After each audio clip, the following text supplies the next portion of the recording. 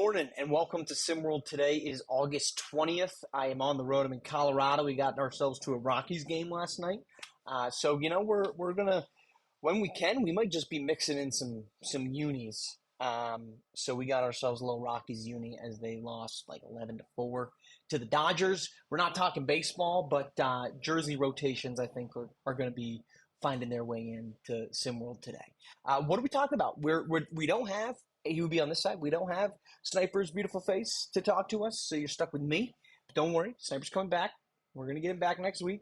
On the road, travel schedules make it difficult. We are still going to continue, though, with our series of looking at every single conference, picking a top three teams. We're moving on to the Mountain West. What we're going to do is I'll give you my top three teams in the Mountain West. Today, we're going to get Sniper on next week, and he's going to talk about them, feedback, and his picks. I have a sneaky suspicion, or I have a hypothesis. I think we're going to be in a little bit of agreement on these top three teams in the Mountain West, but we're going to find out. So my three teams, let's start with number three, and that's where I've got San Diego State.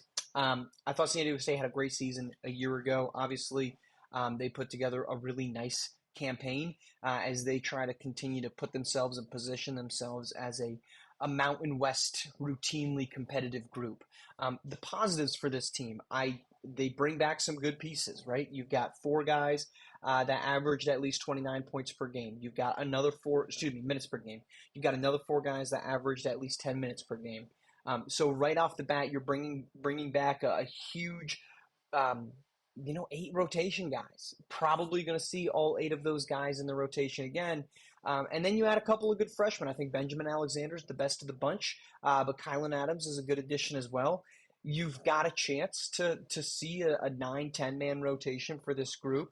That's not to discount Kenzo Webb-Storm or Sean Self, but you've got four guys that are probably, from a freshman perspective, vying for 2 rotation spots unless one of these guys from a season ago bounce out. You still need a little bit of a dominant piece. Dre Ryder had a great season a year ago as this 6'10", 34% shooting 3-point shooting man. So you've got a lot of the pieces that return from a team that had a really nice season a year ago that made it to into Hoopsteria last season when they lost, or excuse me, when they made it all the way to the grade 8 when they lost to UCLA. So a really good team, a team that has experience and a program that's really establishing themselves. The reason they're number 3 for me is because I think there's from a number 1 guy, I think that they have room to improve. Darian Hunt and Dre Ryder are really good. I don't think they are the best players in the conference. You need to see a little bit more development from Dre Ryder inside the paint. He's a 37% shooter overall last year, despite shooting 34%. So what does that tell us? He did not shoot great from the floor on non-3-point shots. That's going to have to improve for him. I think we're going to see a potential growth in Pedro Alexander. He's a name that I'm really interested in paying attention to in terms of, can they add shooting? At the college level, you don't need the same type of shooting diversity like you do at the next level at the SWBA. The SWBA need like 3 to 4 guys that can get on the floor at the same time that can shoot, let alone 5 or 6 guys on your roster. San Diego State has maybe 2 guys. Alexander shot 37% on just 11 minutes per game. And then we talked about Dre Ryder, 34% on relatively high volume. That's it. They only had 3 guys shoot above 30% on the season. You need to add guys that can be 3-point threats.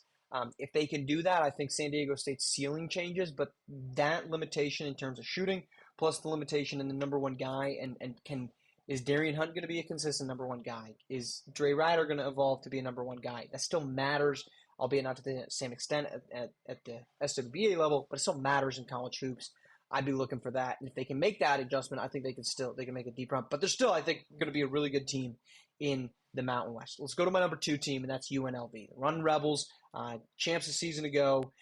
This is a really good basketball team that's bringing back a lot of the pieces that got them there. The big departure is Nat Hawkins, and they're going to have to find a guy to fill the void left from his departure. I personally think that could be Sky Durant. I think it was really interesting that Sky Durant only played 13 minutes a game last season because he's a difference maker. He's a very similar player profile-wise in terms of tall, can shoot the ball well from deep. He shot 36% from deep last season, didn't shoot well inside. But he just didn't get a lot of minutes. I don't necessarily think, and I don't agree with that.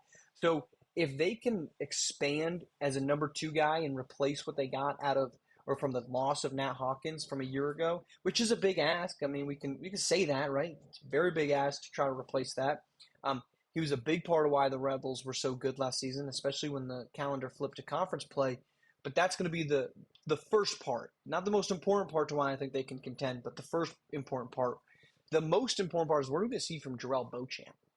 Beauchamp, you'll remember, Mr. Nevada basketball, when he left, nobody paid attention to him in the States. And that's why he goes to Oceania, goes to Australia, and plays and rides out his prep season and his prep career, final season there, in a completely different country, on a different continent. But the hype around him was, how did this guy leave? How did nobody pick this guy up? The Rocky Mountain Monsters, nobody wanted him in the Pacific, not even the Pacific, in the Midwest region, in the Rocky Mountain region. Nobody. This Nevada kid that was a baller. And then last season he was good. Really, I mean, 15 points per game, 5 assists. There's gonna be 3 assists, 4 boards. Played pretty well. Didn't shoot the ball great from deep, 28%. You'd like to see that go up, but 47% from the floor. So are we going to see the Beauchamp that we kind of hoped for, right? Because I was talking to Siege about this, I think, earlier this week. Or maybe it was last week, but there's a desire to, like, I think this guy's going to be awesome. And I think he's still really good. But entering his sophomore season, he's not on first-round radars, I don't think. I think he's a second-round guy, in my opinion. That might be a hot take if you talk to more insiders, but this is just mine. You know, I'm not pretending to be an expert. I'll defer to my expert friends on that. But we need more. But I think if he makes that leap, this is a big season for him. If you just looked at Jarrell Beauchamp in the old system, right, the one and done system, he's not leaving. He's staying in college because people are going to say, let's tune up your shooting. Let's be a better shooter before you go to the SWBA. So I think he was going to stay 2 years regardless. He's now entering second season. If he can make that leap, which I think he can, Beauchamp, his ceiling is massive. Great athlete, can score off the dribble, great facilitator, attacks the glass on the boards for a guy that's 6'1". Like, getting 4 boards a game as somebody who's 6'1" is no small feat. If he can make that leap, I think UNLV has a really, really great chance of making a push again in not only the Mountain West, but on a national stage in hoops area, which takes us to my number one team, and that's Gonzaga. I think that should have been, you should have seen that coming when we said UNLV and San Diego State with our top 2 teams. But Gonzaga, for one simple reason, Damian Luffy. Damian Luffy can ball, right? Damian Luffy, I think, is the best player in Mountain West. I think he's a guy that profiles to me as a lottery guy as he enters his sophomore season. He did so many things awesome. If he left as a freshman, I like to give this as a hypothesis, or I'm starting to, not because I'm saying he should have left or we need to go back to the one and done rule, but I'm saying that's how we should start looking at sophomores. Would this guy have left underneath the old rules? And if yes, that should matter. And I think Damian Luffy should have left. Elite athlete, great size of 6'9", 215, 17 points, 4 boards, has got a little bit of assisting with 2 assists per game, shot 27% from deep, but let's not knock the fact that he shot 53% overall. What does 27% from deep tell me on legitimate volume? 16 made threes. What does that tell me? Kid's not afraid to space the floor. And if he adds that to his game, I think Damian Luffy is the best player in the Mountain West. I think he's Mountain West Player of the Year. And then you add in the fact that this is a Gonzaga team that's returning Kylo Charlamamopoulos. Not getting that right. He averaged 25 minutes a game. He scored nearly 9 points per game. You're returning Giovanni Conwell, 25 minutes per game, 10 points per game, just about 9.9. So you're returning guys that know how to score with the basketball. It's going to be difficult to replace Caden Shipp, top 10 pick a season ago, elite prospect, really high ceiling at the next level. It's going to be tough to replace him. But if you could piecemeal the replacement with guys like Kylo, like Conwell, there's a lot of great talent on this group. All but 2 of the returning players from a season ago averaged 11 minutes or more per game. And then you're adding a couple of freshmen, 3 freshmen, who I think could make, impacts, but maybe not massive ones. But the fact that you've got returning pieces and you've got the talent of Damian Luffy. Same thing with Luffy. Also a guy really highly regarded out of his prep and high school days. Comes into college basketball. I don't think he didn't live up to the billing. Great scorer, great athlete. Not many athletes like him in college basketball. I think he's an Aaron Gordon type of guy. You pair him with somebody who can create with the ball in his hands, and I think he's really dangerous. And they have a group that can do that. Conwell averaged 4 assists per game. He's a forward. Luffy averaged 2. Musa Mashad, 2 assists per game on top of his 6.5 boards, 6.5 points and 8 boards. He's a facilitator out of the paint. This team doesn't really have a true point guard. Is it going to be Ilya Reese? Is it going to be Keenan Storms? Those are your guys that kind of profile as your traditional point guards.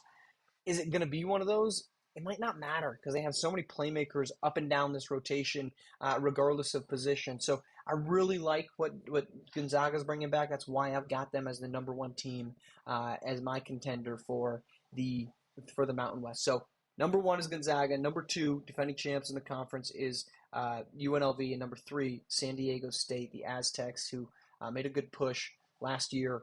I think they're the 3rd contender in what I believe is a really top-heavy Mountain West as we approach the upcoming SimWorld U season. We'll recap that next week with Sniper, get his take, see if his numbers are different, if he's got other ideas, or if he's just got a different order. We will find out. We'll also talk to you tomorrow morning right here on SimWorld Today on SimWorld TV, the only place you can see the game, be the game.